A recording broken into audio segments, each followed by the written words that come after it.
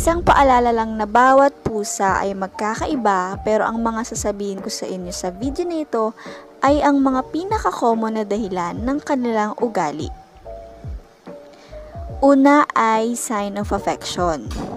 Kadalasan, ginagawa nila ang pagdilang ito sa iyo dahil kinukonsider kanilang parte ng kanilang pamilya at nakakaramdam siya sa iyo ng security.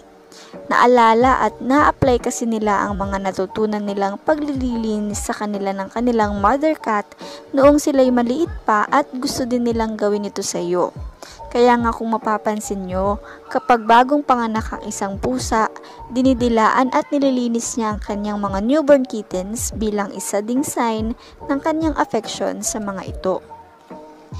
Ang pangalawa ay dahil kiniklaim ka nila bilang kanila. Para sa mga pusa, ang licking ay isa din sa mga paraan para ma-establish nila ang kanilang territory.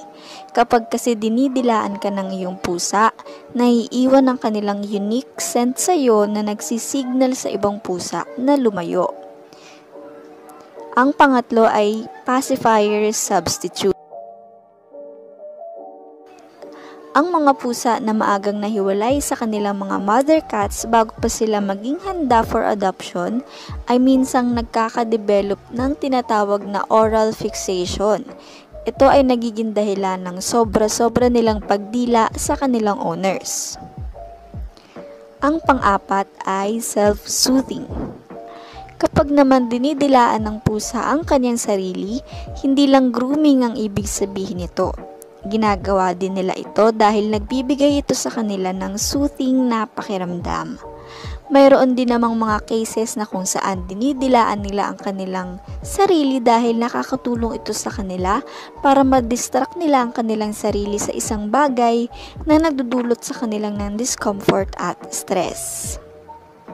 Ang panglima ay pwede din itong sign ng anxiety. Isa pang common reason sa excessive licking ng isang pusa ay dahil sa stress at anxiety. Kapag napansin mo ang ganitong behavior ng iyong pusa, mabuting alamin mo agad kung ano ang nagdudulot sa kanya ng stress at anxiety para maiwasan at matanggal mo na ito agad. Ang pang-anim ay maaaring gusto nila ang lasa ng balat mo.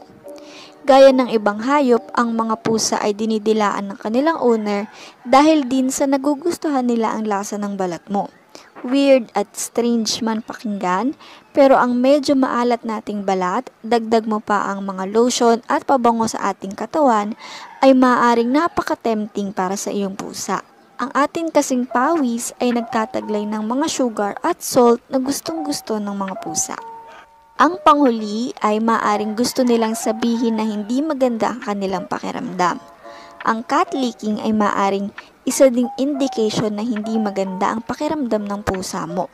Maaring dinidilaan ka niya upang makuha ang atensyon mo dahil mayroon siyang gustong sabihin sa iyo. Kapag may mga concerns ka pa tungkol sa excessive licking ng iyong pusa, mabuting itawag mo na agad ito sa kanyang vet upang maagapan agad ito. Yun lang po muna para sa video na ito. Don't forget to like, share, at subscribe for more cat updates. At bisitahin nyo din po ang ating official Facebook page. I put the link in the description of this video. Bye!